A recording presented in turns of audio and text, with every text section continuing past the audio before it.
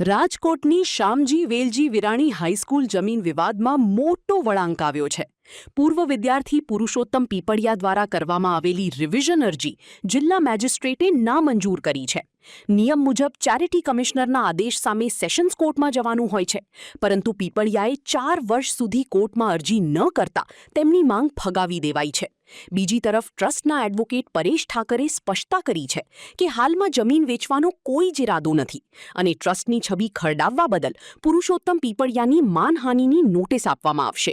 હું ડૉક્ટર પરેશ વસંતલાલ ઠાકર, શામજી વેલજી વિરાણી ટ્રસ્ટના એડવોકેટ દરજ્જે છેલ્લા 5 વર્ષથી શામજી વેલજી વિરાણી ટ્રસ્ટને ક્યાંક ને ક્યાંક વિવાદમાં ઢસડવાના જે પ્રયત્નો ચાલુ થયા હતા.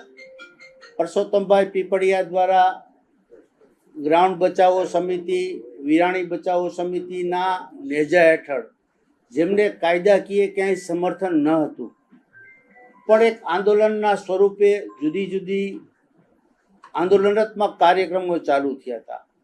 તેના અનુસંધાને શામજી વેલજી વિરાણી ટ્રસ્ટ દ્વારા ચેરિટી કમિશનરમાંથી એક પાર્ટ વેચવાની મંજૂરી મેળવેલ હતી. આ મંજૂરી મળતા આંદોલનો ચાલુ થયા હતા. ચેરિટી કમિશનર સાહેબની કોર્ટમાં પરસોત્તમભાઈ પીપળિયાએ પોતે પક્ષકાર તરીકે જોડાવાની અરજી કરેલી હતી. એ અરજી કાઢી નાખવામાં આવી હતી અને અંદાજે 4 વર્ષ થયા. ત્યારબાદ ડેપ્યુટી કલેક્ટર સાહેબની કોર્ટમાં કેસ ચાલતો હતો. આ મેટરમાં પણ પરસોત્તમભાઈની અરજી કાઢી નાખવામાં આવેલી હતી. તેમને કોઈ લોકલ સ્ટેન્ડિંગ નથી, એમને કોઈ કાયદાનું સમર્થન નથી. એ બાબતોને ધ્યાનમાં લઈને ડેપ્યુટી કલેક્ટર સાહેબે એમની અરજી કાઢી નાખેલી હતી. એમની સામે એમણે રાજકોટ કલેક્ટર સાહેબની કોર્ટમાં એક અરજી કરેલ હતી. એ લાંબી સુનાવણીના અંતે મહેરબાન કલેક્ટર સાહેબે એમની અરજી કાઢી નાખેલ છે. એમનું કહેવાનું એવું છે, કેસનો હાર દેવો છે, લાંબા ગાળાની અસર જન્માવે એવો હુકમ છે કે ત્રાહિત વ્યક્તિઓને કોઈ અધિકાર નથી. તંત્ર અને શામજી વેલજી વિરાણી સાથેના જે કાંઈ કેસો છે એમાં શામજી વેલજી વિરાણી જવાબ આપવા બંધાયેલું છે, પણ કોઈ ત્રાહિત વ્યક્તિ, કોઈ સગીરના વાલી દરજ્જે કે વિરાણીમાં અમે ભણ્યા હતા એટલે અમારે આ કરવું જોઈએ એવી જે વાતો હતી, એ વાતોનો ફુગ્ગો ફૂટી ગયો છે. એને કાયદાકીય કોઈ સમર્થન નથી.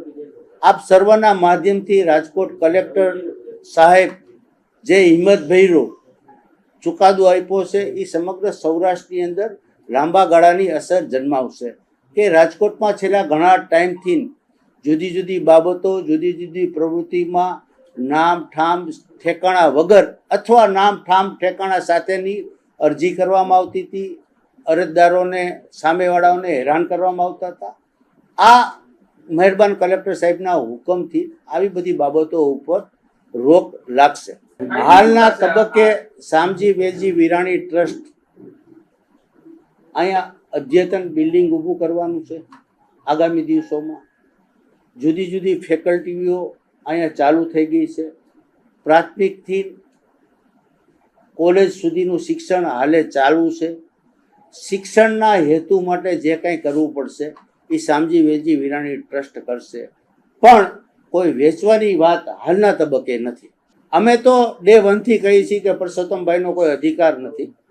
તંત્ર જે અમને પૂછશે એનો અમે જવાબ આપવા બંધાયેલા છીએ. હવે શું કરવું એ પરસોત્તમભાઈએ જોવાનું છે, કઈ ઓથોરિટીમાં જશે. ટ્રસ્ટ પ્રાથમિક અને મક્કમતાથી માનહાનિના દાવા વિશે વિચારી રહ્યું છે અને એક્સપર્ટો સાથે એમની બેઠક ટ્રસ્ટની થઈ ગઈ છે. આગામી દિવસોમાં કદાચ માનહાનિના સંદર્ભમાં એકાદ નોટિસ આપવાની પણ ટ્રસ્ટની ગણતરી છે. આ શામજી વેલજી વિરાણી જે અત્યારે જગ્યાએ આપણે ઊભા છો એ 1 એકર 27 ગુઠા જગ્યા છે, બાકીની 8 એકર ગ્રાઉન્ડ અને એ સહિત એમાંનો એક ટુકડો જે તે વખતે પૂર્વ ટ્રસ્ટીઓએ વેચવા માટે મંજૂરી માંગી હતી અને તંત્રએ મંજૂરી આપેલ પણ હતી.